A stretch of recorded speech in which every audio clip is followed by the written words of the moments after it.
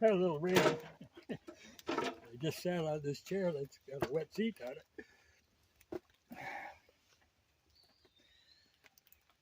Since it's showering off and on, I was thinking about something.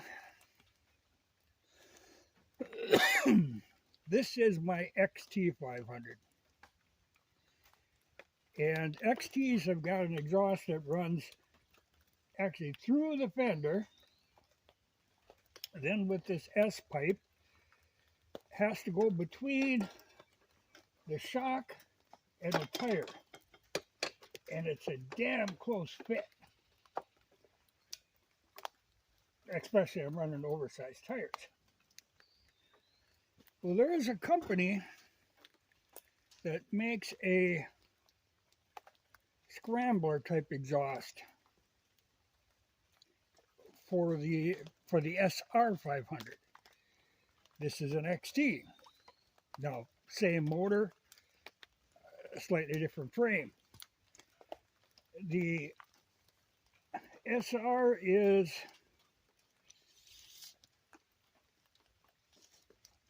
23 inches out to the shock mount. This is 20 because they cant the shocks forward on these. Now the scrambler exhaust would come, well, it has to make a pretty sharp bend out here, and then comes right like that. Pretty much your old standard scrambler type exhaust. But it actually kind of follows the curve of the frame. I think I could make it work on an XT, but it isn't designed for an XT. But I think it would simplify that exhaust, because like when you have this thing, this S pipe, in order to make that work, they have them flattened. Well, I'd like to get away from that. I think it's a doable thing, but it's like $400 exhaust. Exhaust systems for these bikes are high. No matter how you look at it, they're just high.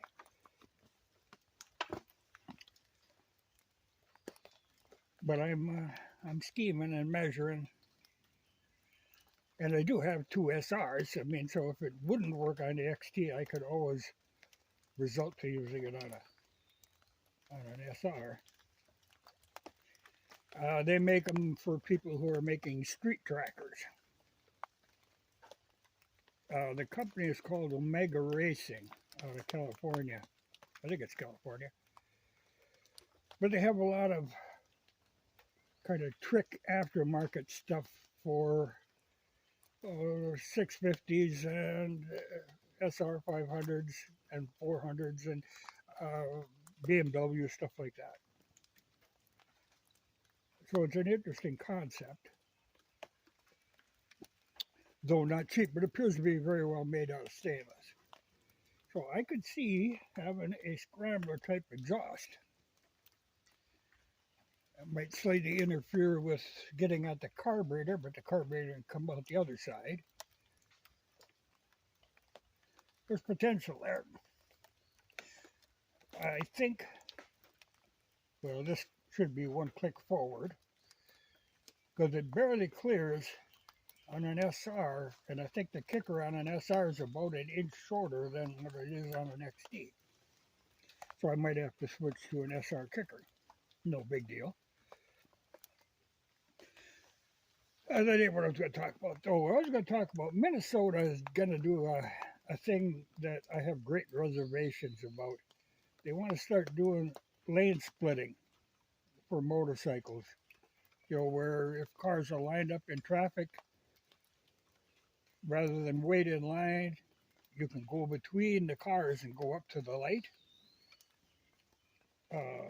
They have this theory somehow this is going to prevent accidents.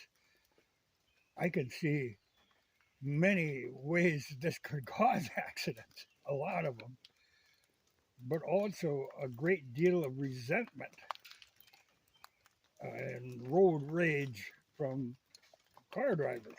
We've been programmed to wait in lines. and all of a sudden these people are going to start jumping the line. I don't think that's going to go over very well. But it's one of them things that they've been doing in a few states, including California. And if you know Minnesota, anything California does, Minnesota's got to be right on it. So they want to do it here. Or I'm in North Dakota, but Minnesota just across the state line. But to me, I would never want to do that. I see it done, and it looks incredibly dangerous to me.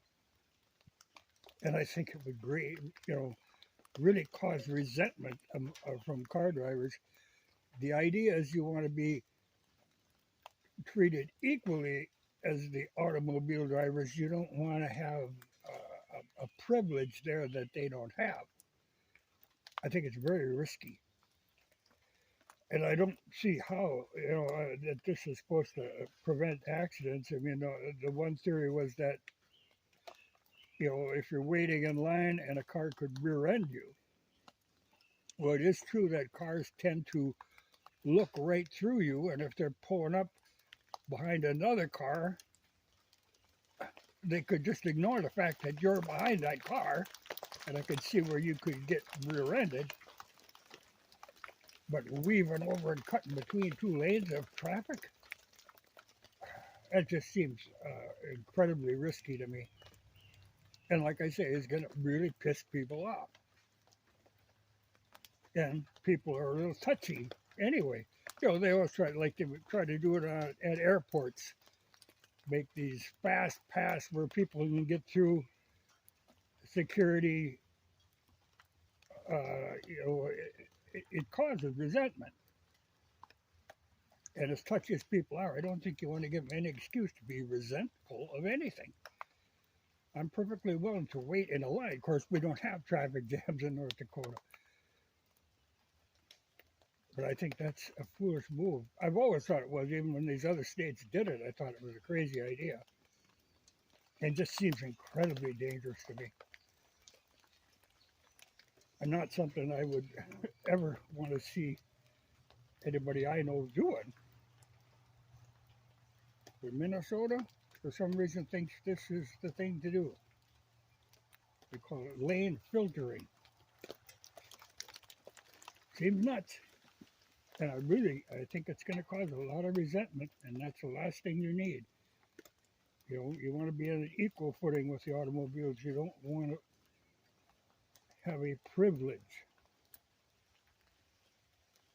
that, like I say, will cause resentment. It's bound to.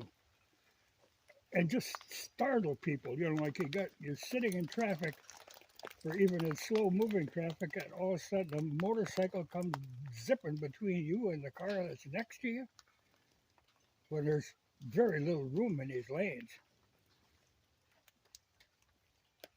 It just seems crazy idea. I've always thought that, and to Minnesota to go and do that for really no reason.